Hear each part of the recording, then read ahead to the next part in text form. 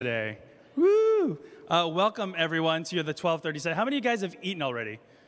All right, so if you're going to start falling asleep because of all the food, I know it's not going to be me making you bored because I will be up here making sure I can jump hoops and circles so you can stay awake. But if you need to, walk around and everything, that's just kind of how it is when you attend a session after lunch. Totally get it. But thank you for making it out today. How many of you guys have heard of Common Sense as an organization before? Great, some hands. So we'll give you a little bit overview, but the focus of today, we want to talk about our new resources, and especially because the resources focus on digital citizenship. And for anyone that's used the curriculum before, the original curriculum, you'll learn a lot about some of the new stuff. You'll also learn a lot about the research. And why don't I just show you what that all means? First off, I've got my team here. So I am Merv, the guy in the middle. I've got Sue here. Sue's right here, and Jamie's right here. So they essentially run all of our work in California. So anything you guys are thinking about, what support you need, how we can potentially take everything you learned today and bring it to your districts, you talk to these guys. I just get to work with them every day, and they pretty much tell me what to do, and I do everything I can from the central office to make it happen. That's all my job is. Common Sense. So we are a national nonprofit, really dedicated to improving the lives of kids and families by providing trustworthy information, education, and an independent voice when it comes to navigating this ever-changing world of media and technology, right? And so what does that mean? That means we want to make sure that we're providing enough resources, especially for parents that are looking for feedback and guidance on how to find the right resources from media, technology, games, websites, books, apps, all onto one site. On the education side, it was where we're going to focus on today. But then we also have another side called Kids Action, which is that advocacy platform that really looks at how do we pass the right legislation to support our schools and support our kids. So that's who we are really broadly, and that's what helps us to really kind of put this focus into education. And we want to look at what we're going to talk about today in three main areas. One, we just kind of want to frame how digital citizenship is being positioned around this idea of dispositions. We want to make sure that we share with you all the new content, where it lives, and what the timeline is going to be for all the release, and then really ways that you can bring this into your own practice right at your schools. I'm so not used to having all these screens. I don't know where to look. There's so many. So what is a digital citizen? There's a number of definitions that are out there. We've got a way that we look at digital citizenship. I think in general, we kind of know what it is.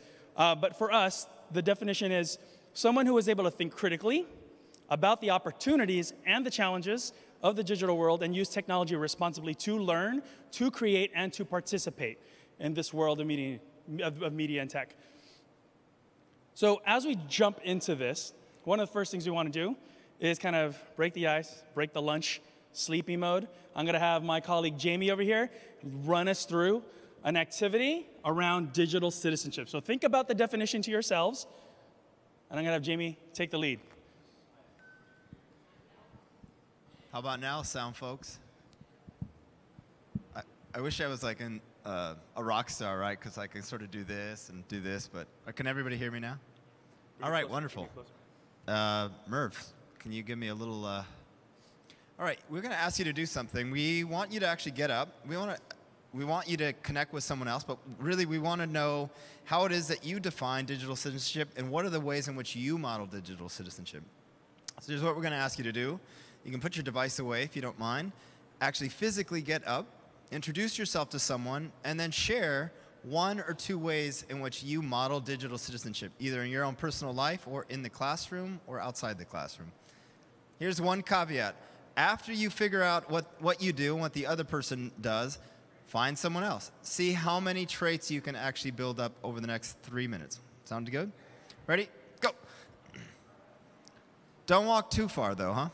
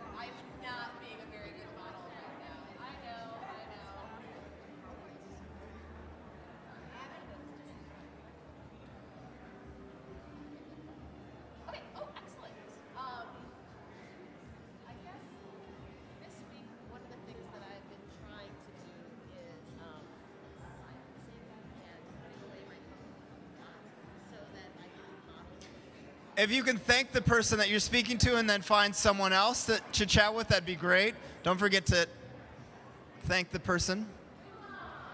One more person. Let's take another minute and a half, and then we'll wrap this up. If you're not speaking to anyone and you want someone to chat with about how you model digital citizenship, just raise your hand. I'll run right over.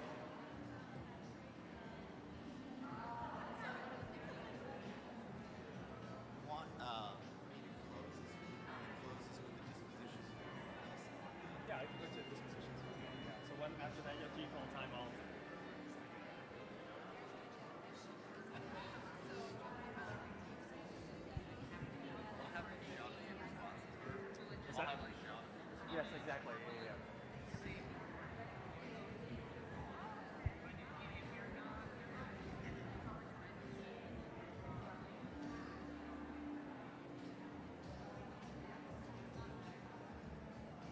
All right, if we can wrap it up in the next 30 seconds.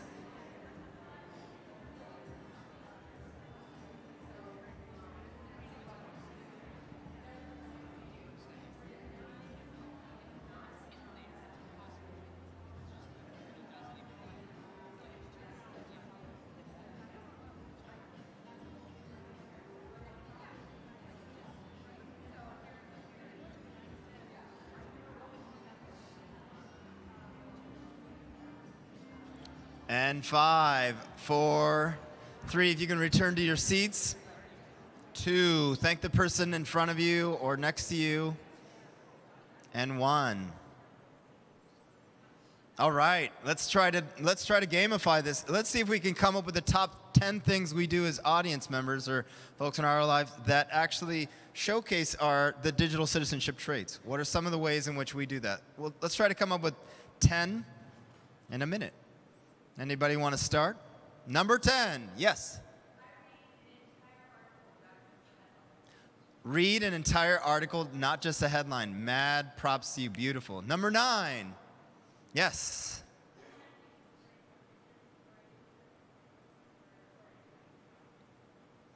You say that. Oh, beautiful. You check the usage rights of images and authors before you post them. Wonderful. Thank you. Number 8. That's it, only 2. This is great.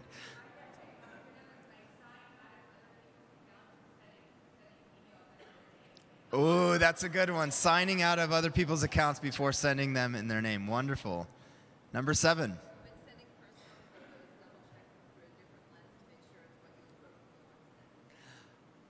Did everybody get that? That's a really good one. Yeah, no? Can you say that one more time because it's amazing? When sending personal photos, look at them through a new lens to make sure they're appropriate for all viewing. Yes. Number 6? Number 6. Yes, in the corner. Oh, did you guys say something? Yeah.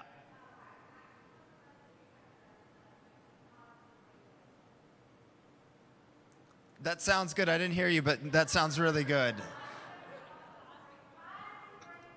Pause before you post. Beautiful. Number 5. Yes.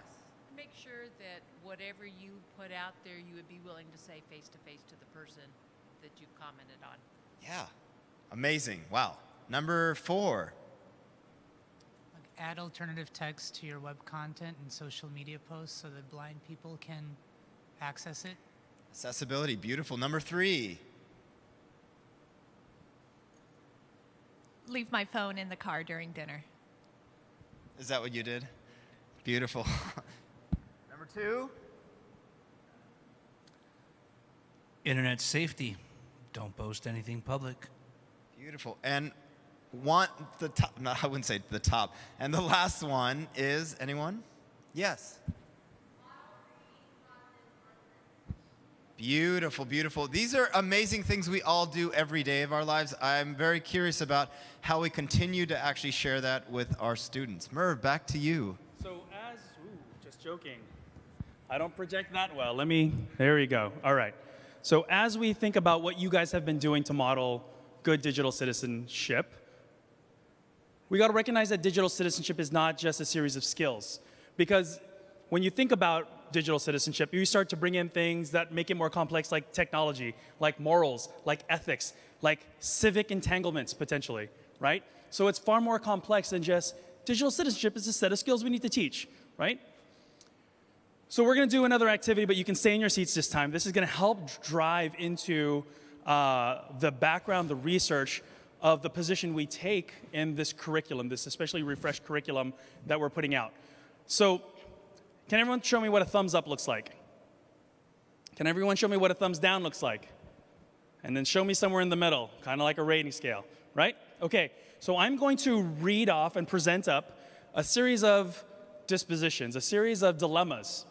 And I want you to give me your gut reaction to your thumbs up, your thumbs down. So agree, disagree, or I'm somewhere here. Okay? Sound good? Is that easy enough? So it's reasonable for people to face consequences later in life for social media posts they shared when they were in middle or high school. Where are you? Your personal feeling. Agree, disagree, somewhere in the middle. Okay. I've got some somewhere in the middles. I got agrees. I got some disagrees, but it's mostly in the middle and mostly agree. So for someone, and this is a safe space, everyone, so please, if you feel a certain way, that's awesome, right? It's how you feel. But if someone is willing to share, is there someone that strongly agrees, and what would you like to share about why you strongly agree? Yes.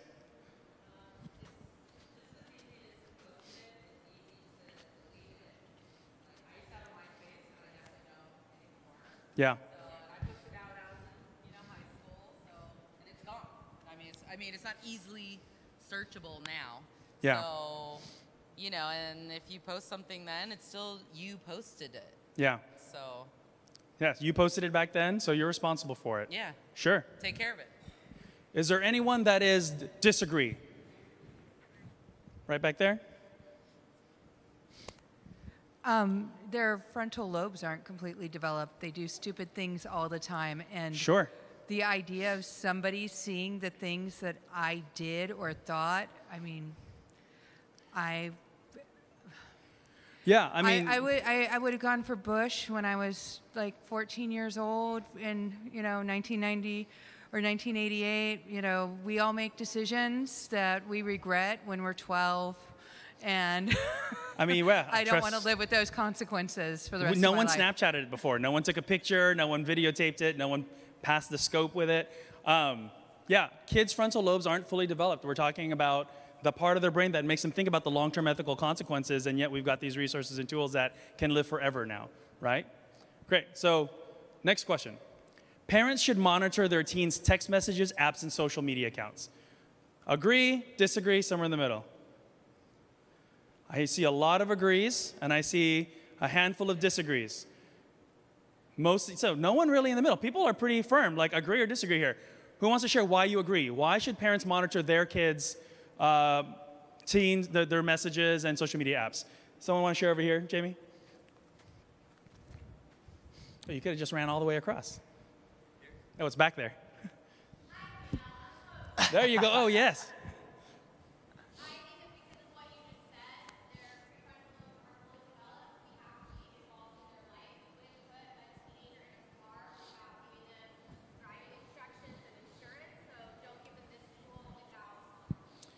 Got it. Did you guys hear that? Because the kids, okay, great. So I don't have to explain. How many of you guys disagree? Any firm disagreeers, and why would you disagree? Over here? Alex, what do you want to say? Persistent monitoring, development as a young person. So we have to think about when can young people be not able to really kind of not develop helicoptered. independence if they always feel like they're being monitored consistently at all times. Yeah. Schools should monitor students' social media accounts. Strongly agree? Disagree? Medium. We got a whole gamut out here. Who strongly agrees and is willing to share why we think schools should monitor social media accounts? One back there, Jamie. Yes. I think At school, yeah, they should be monitoring them because they are the adults that are responsible for them there. So if there are dangers that are on the internet, just like if there are dangers on the school site, they need to be aware. Sure, like at school, they're on site, and there could be those dangers of them posting these things and doing these things right there in your classrooms. Who strongly disagrees? That's willing to share. Over here? Please feel free. Mm-hmm. Even if it has nothing to do with school, you're in a position where you might have to report something that they've posted because you had access to view it. And that's why it's like, no, I'm not going to follow you. Sure. You know? So that can kind of get into a big gray area. That gets into that kind of like, yeah, because as a mandated reporter, we have all this now information in front of us. What do we do? Right, and someone could turn around and say, well, you had access, you follow them, you had access to this picture that they posted of them doing something that you should have reported and you never reported it, and it came out in a different way, and you're liable for that. Sure. All right, a couple more. If a friend asks for honest opinions on an anonymous app, you should respond honestly, even if it might hurt their feelings. So everyone's anonymous on this app, and a friend asks something, do you respond honestly? Yes or no? Agree? I mean, not yes or no. Agree, disagree, in the middle. Okay. Why do you agree? Why do you need to respond honestly in an anonymous app? Anyone willing to share? Right up here, Jamie, in the front. Yeah. There you go. Your friend's asking you to respond. If your response is negative, you're not required to put it there. If you're going to respond honestly. But if it's something you don't want to say to them, then you don't have to respond. Fair enough. Anyone who strongly disagrees?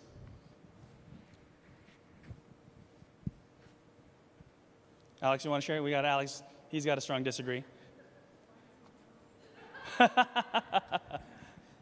Last one. It's just a dubious virtue, honesty. Like, yeah. I don't think we understand what it means, and I don't know why you have to feel compelled to like hurt someone's feelings. Sure. What people do or say in public is fair for others to record and post on social media. What people do or say in public is fair for others to record and post on social media. Agree? Disagree? All right. We got a lot of kind of in the middles. We got a lot of this, a lot of this.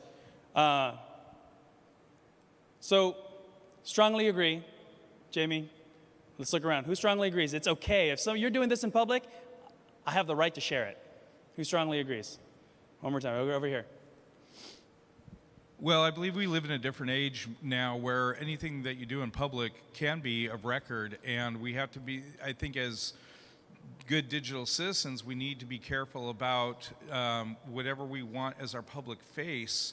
We have to maintain that public because exactly, anyone's got a cell phone now. Anyone can record it. It's not so much whether or not we want them to put it on public record or social media.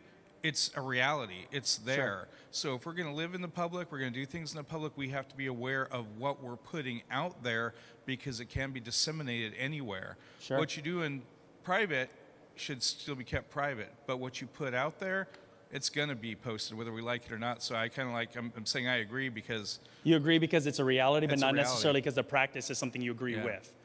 Got it. I think we can all agree that it also doesn't feel great to know that anywhere I walk, someone could just take a picture of me and put it up online and it's completely fine, right? So what this brings up is that digital citizenship, we got to consider it as more than just a skill, right? It really, there are these deeper dispositions of things that affect the way that we make these types of decisions in our lives. Again, thinking about our ethical, moral upbringing, thinking about kind of any civic entanglements that we might have, really much more complex. And I believe, since you guys are all educators in this room, that you're pretty reasonable people, would you say? Yeah? Well, now we have, I don't know about these guys from Valverde, but then you've got young teens, you've got tweens, you've got even younger kids engaging on all of these gaming platforms, all these social media platforms, and they're being shown all the same things you see, but not have the lifetime of experience you have at this point, right? So this is why these ideas are so important. It's already complex for us, and we've got a sea of reasonable people here with open chairs next to them, right? And you all don't agree on all of these ideas. So how can we expect our kids to know all of these things? And they're being bombarded with these things daily. There's even more pressure there with that, okay? So there are 5 core dispositions of digital citizenship to consider. 1, make sure you slow down and self-reflect.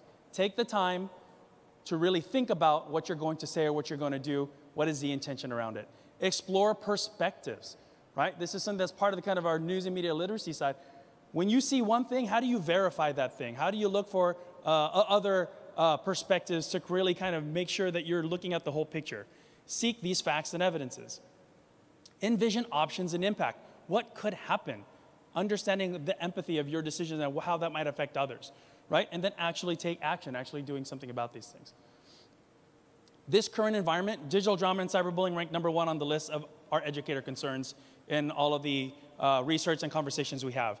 Fake news, digital well-being, they round out that top, which is why you'll find that these particular topics have really compounded into the new curriculum. We know that issues are increasingly complex. Things like hate speech, extreme groups, fake accounts, sexting, geofencing hoaxes, these things are continuing to grow and on the rise, which is why the curriculum will reflect these things.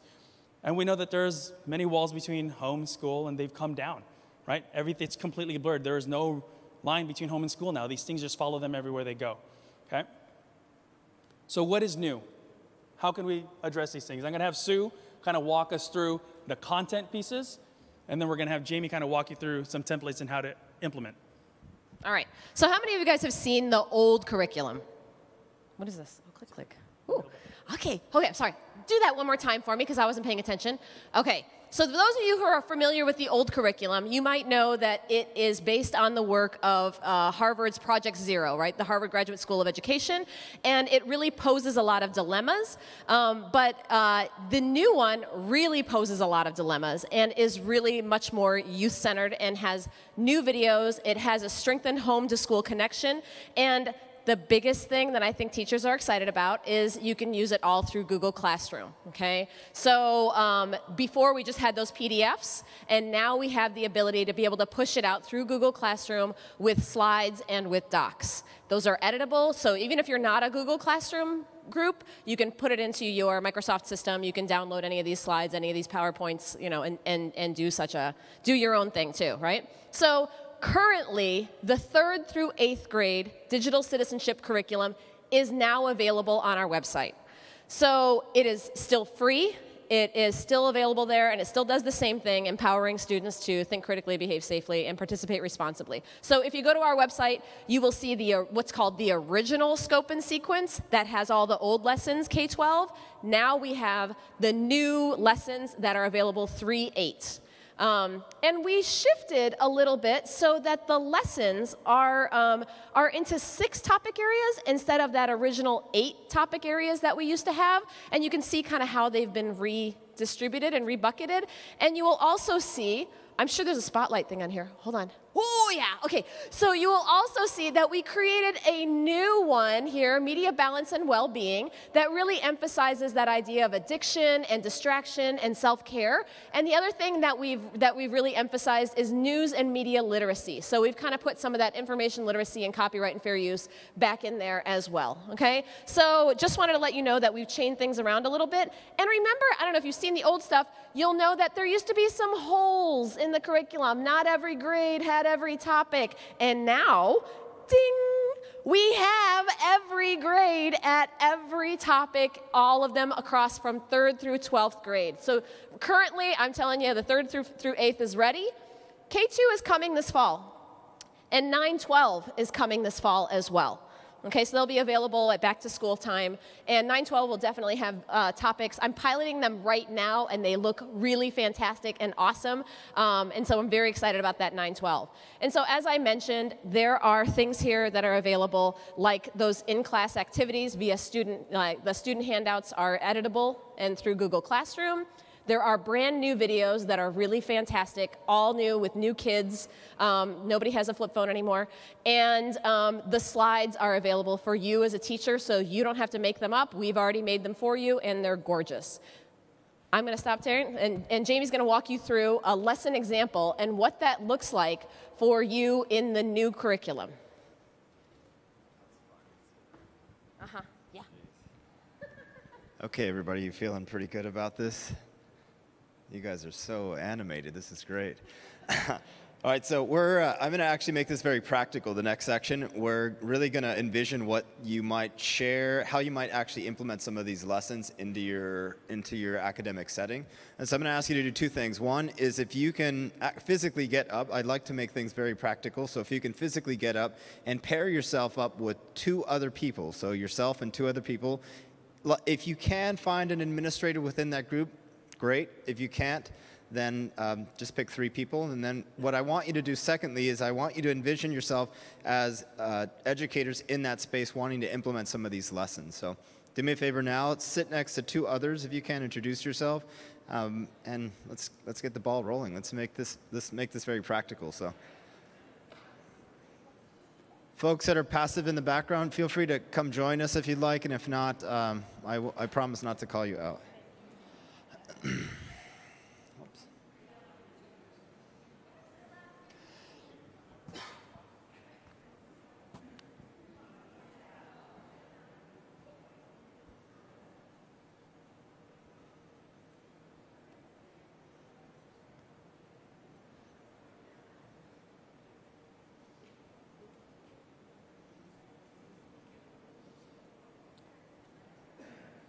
And today we're going to show you my social media life for grade 7. You can try to implement this at 6th grade level.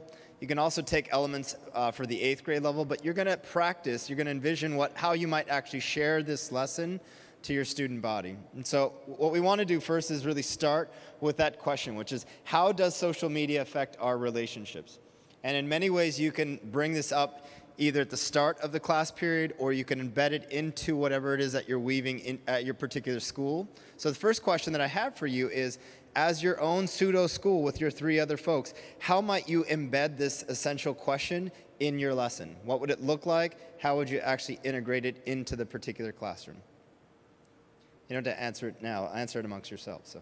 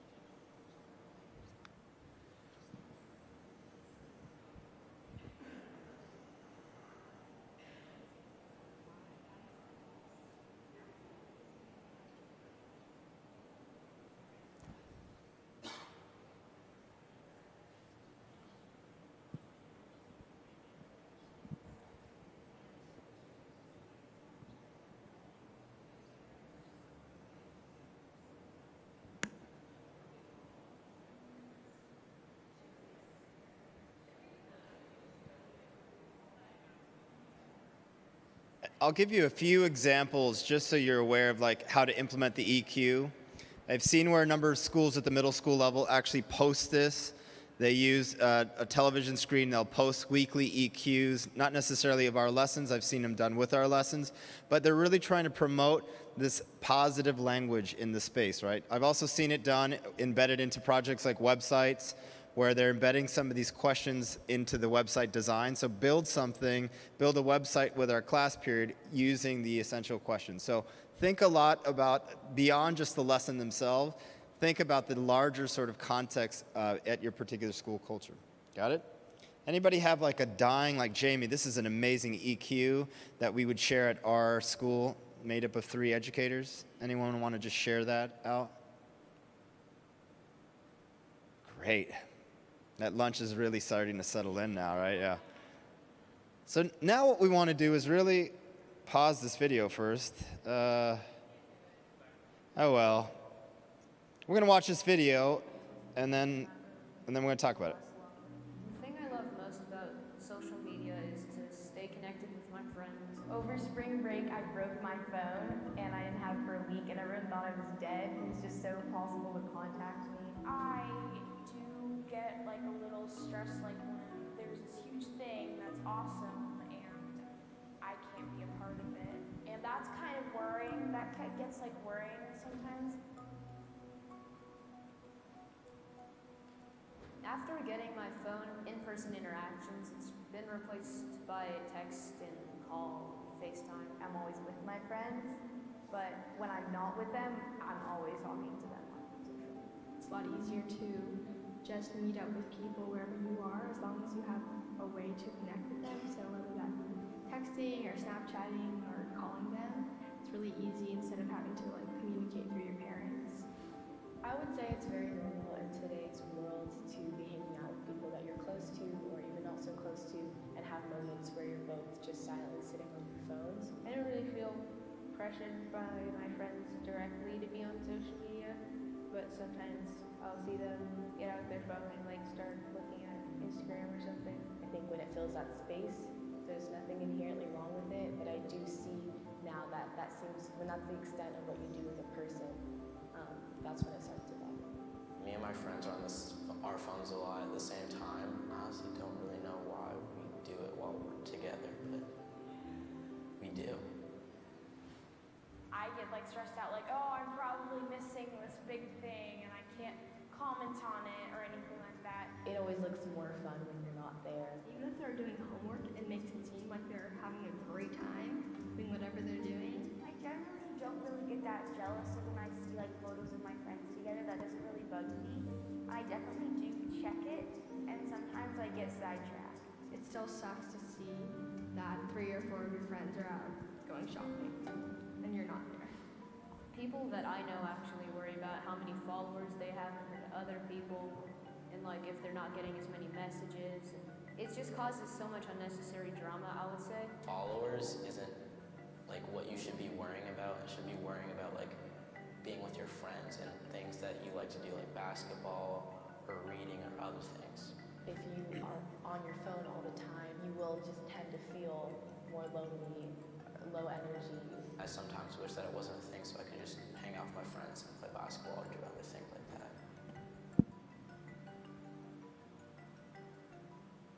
So the first question that I'd ask you is that first think about the dispositions that Merv was addressing at the very start of it. In order to actually talk about this lesson, you have to really check yourself to see whether or not what I'm going to share with my students about social media is something really positive or negative. And name that, right? Name that for your students, because it's really important to kind of understand and check your own dispositions as you're giving these lessons. And then the other thing in terms of this problem is as you share this particular video, think about the benefits that some of the kids were describing. Also think about the drawbacks, some of the fears that some of the kids were actually sharing. So take a moment now to respond to these questions as if you were an educator wanting to share this with your students. Ready? Go.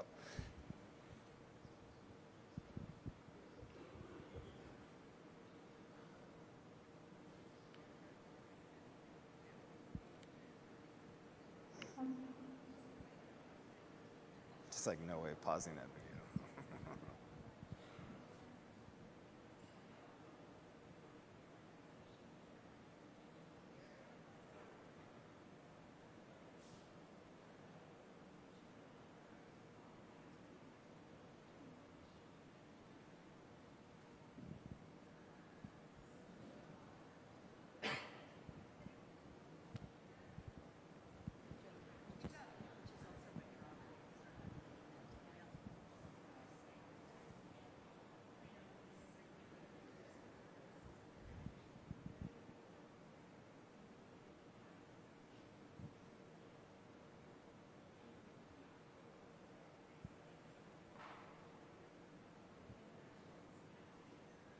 Just out of curiosity, does anybody have sort of an insight on how they would then present it, given your chat within your other groups? Is there any ways that you need one more minute? I'll give you one more minute. I'll give you a minute and a half.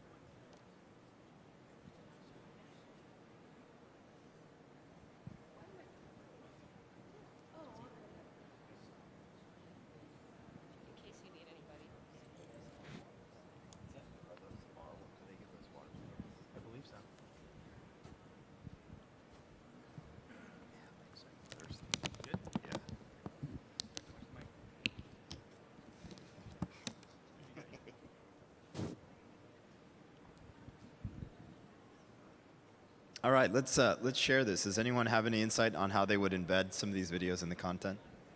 Yeah, back there, sir. Sue, right in the top left corner.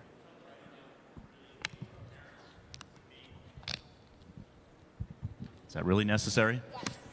Yes. One thing that's always a challenge, I think, at every school, but especially ours, is engaging the parents.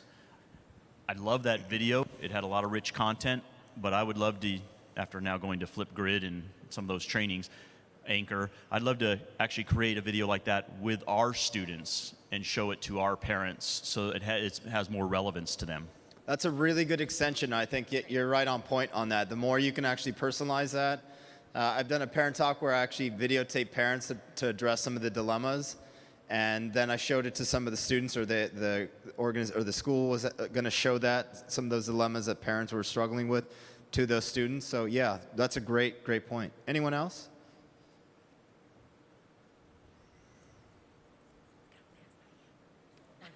It doesn't have to be Instagram. It could be like a group chat or a video game or other spaces. We have some teachers of younger kids, and they might not have an account on something yet, but there are behaviors that occur in online communication. Yeah, so just really pulling out that communication. Very, very good point. And then one last comment here. Well, we discussed, different ways to present this. And the last one also was to mention, celebrities and their social media, because kids they don't feel comfortable being vulnerable about themselves or their own social media activity. But if you ask them, okay, you saw this like celebrity feud online, what did that make you think of those people? And then how can you relate that to your own post or your own friends when you see them posting? And then the same thing with do you ever notice how many followers a celebrity has? Well, what does that make you think of them? Or something, or how they lost these followers. And so it's easier to kind of relate it to something more broad and then do the self-reflection, especially with kids. And they're more willing to say these thoughts about other people than about themselves. Absolutely, yeah. Drink some extra water, because that was a very fresh comment. That was smooth. Thank you. So that's part one. We're introducing video. We're introducing the storyline. We're introducing a narrative, right? And so, again, this is just a lesson. We're asking kids to really draw out benefits and some of the pitfalls, some of the challenges, and we're embedding videos and storylines to do that. You can do it however you like. The importance is actually to pull out some of those storylines that your kids might be facing, might be struggling with. To your point, Alex, around just online communication, another really good point for those younger kids, really amazing piece. Now, the second part to that lesson is really the statement. So the next piece that we're going to share is about a statement that is sort of a general statement that our kids tend to think, some kids tend to think, some adults tend to think around social media. As a group, I want you to read that statement and do two things. If you agree with it, come up with an actual, agree or disagree with a statement. And then part two is come up with a statement as to why you agree with that particular statement. Why is it that you believe that, or why is it that you disagree, and what is that statement that reflects that? Here's a statement. Most posts on Instagram aren't really true. People choose to post what they think will get them the most likes or comments. Take a moment now in your group to decide whether or not you agree or disagree with that statement, and then what that statement is about why you agree that or disagree.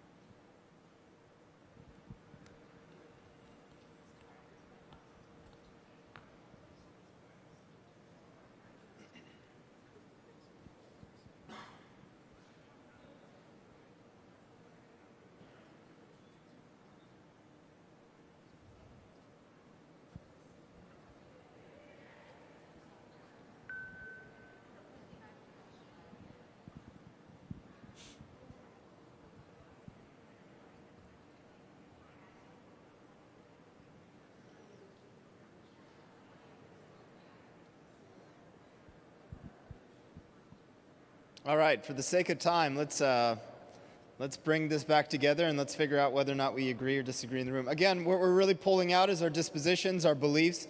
around these statements around how it is that social media and communication work and what relationships look like along the way.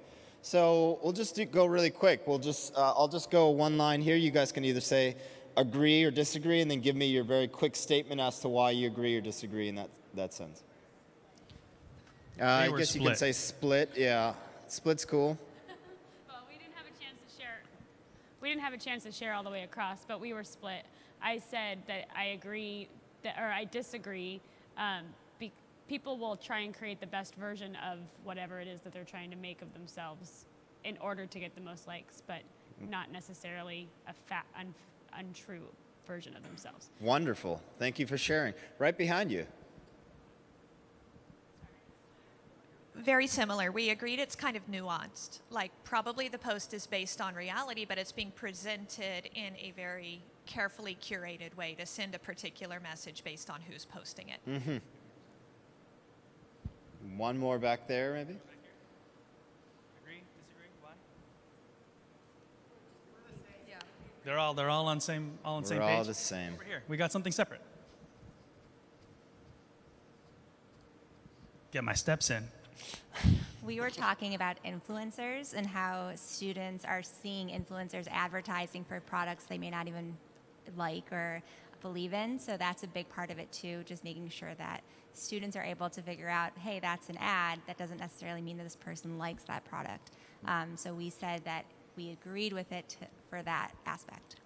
That's beautiful. That's a really good example. And again, part of the actual lesson is really getting kids to think why they believe certain things in media. And so if you do sort of address that piece around social media as influencers or content being shared across the board, it's really sort of just important to kind of gauge why they believe that to be the case. On our site, there's a number of examples that you can use for this activity to sort of embed that.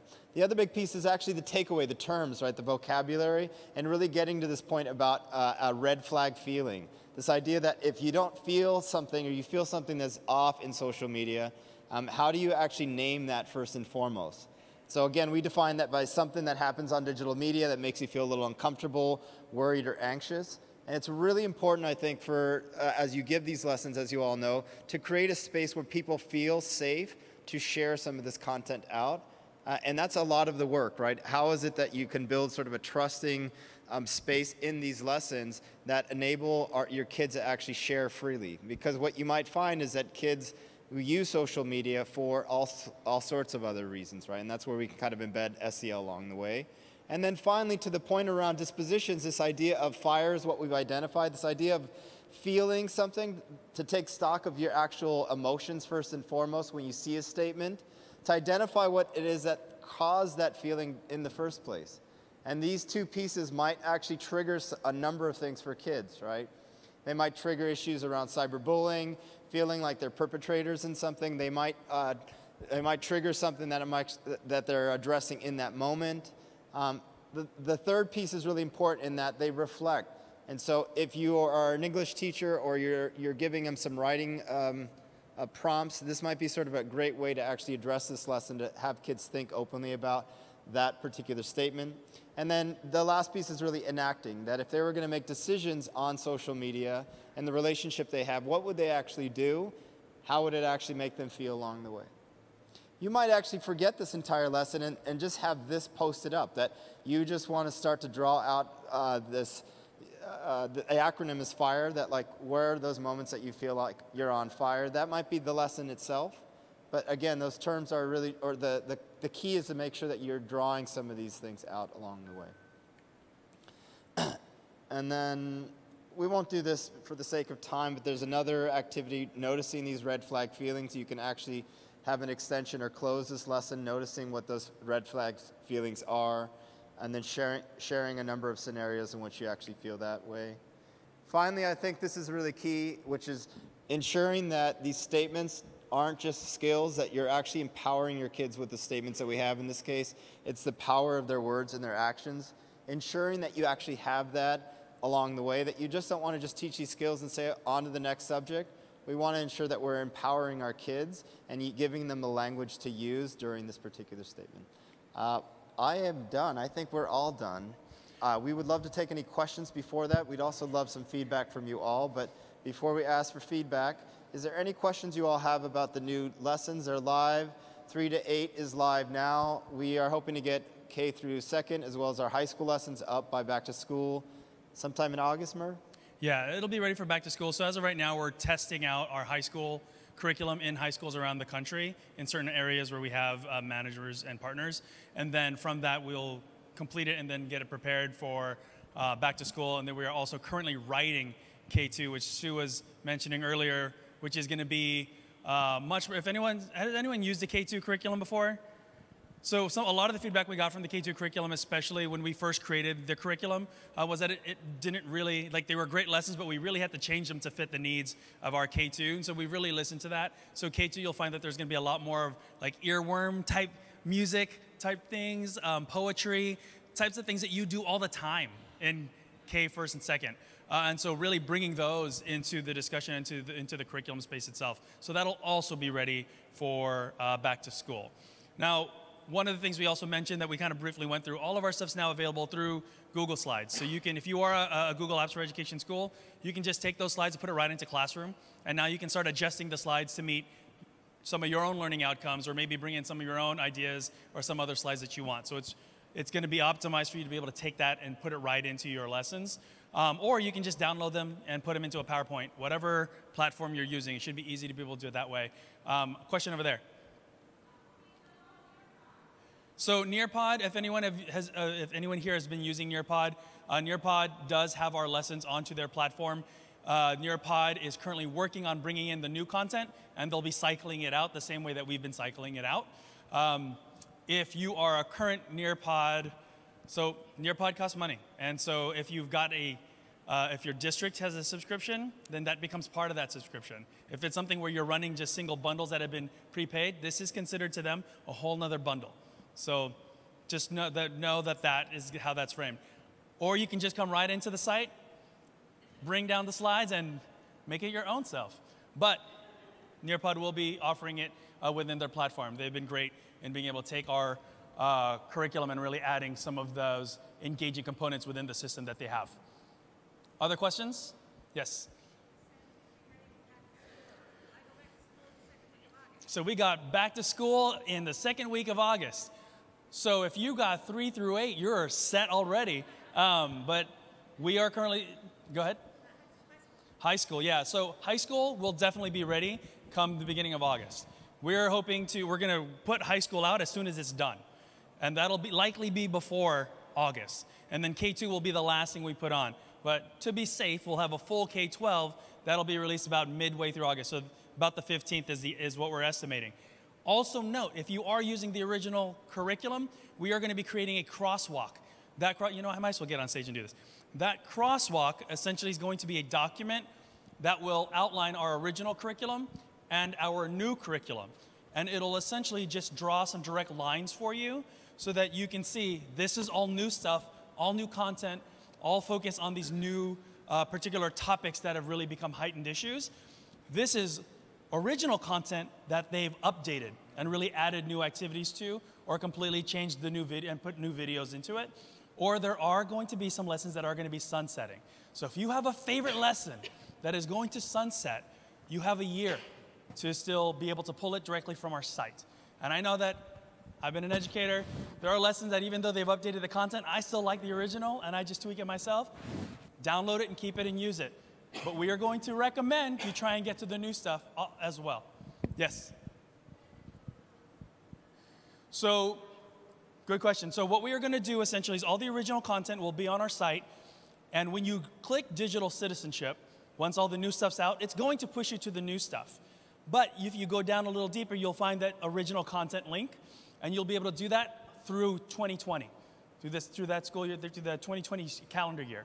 At that point, then, for fall, you'll start seeing things start to disappear. Other questions? Yes?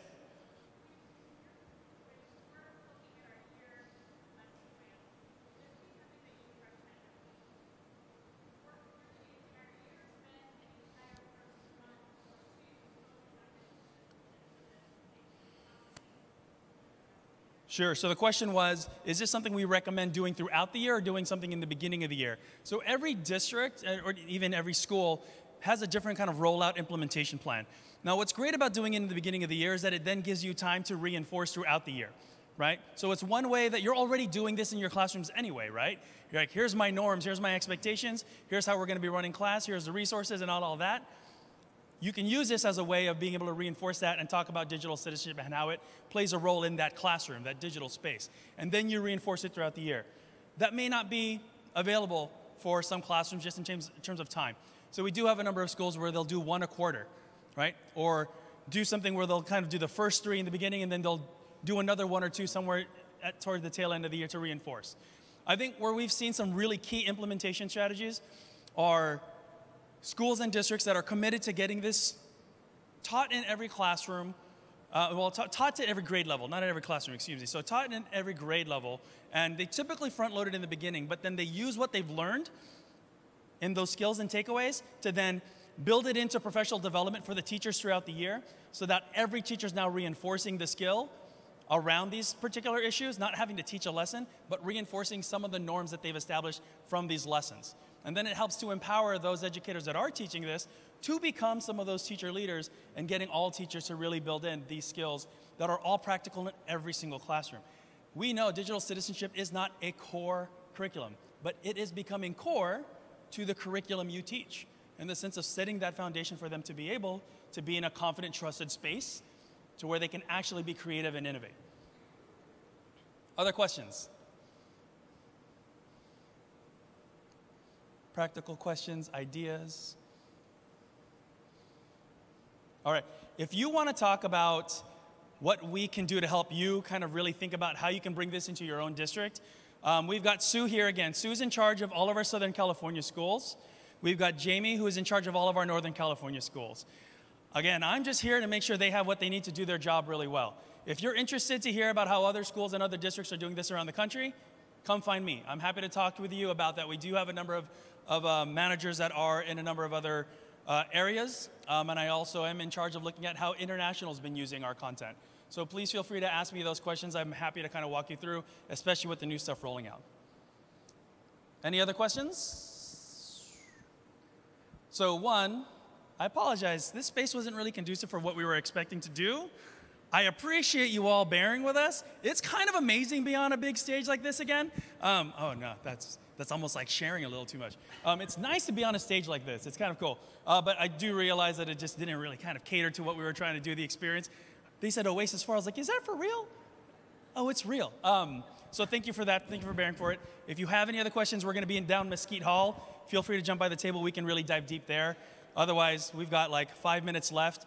Please take the time, give us some feedback around curriculum, around what you learned today.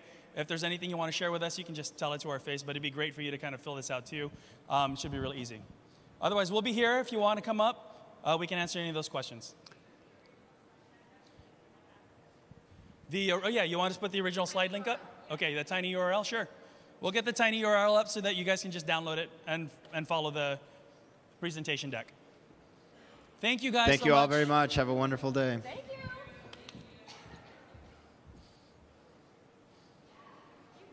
There's my overshare again. My cute little girls. Ooh, I'm such a proud dad. Yeah. I am. Oh, tiny URL's at the bottom. Just kidding. So it is tinyurl.com/commondigsit. And it's back. Stop moving it. Oh! Hold on, it'll disappear. There it is. All right. There it is. There's the one picture you need to take. Stop touching the mouse. All right, thank you again, guys. Yeah.